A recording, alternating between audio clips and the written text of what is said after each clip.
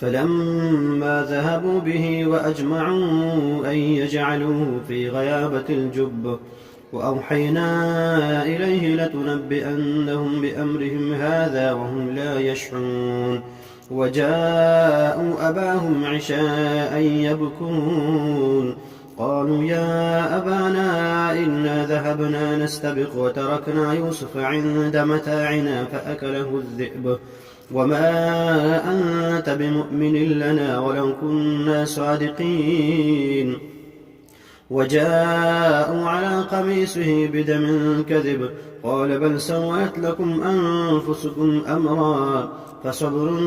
جميل والله المستعان على ما تصفون وجاءت سيارة فأرسلوا واردهم فأدلى دلوه قال يا بشرى هذا غلام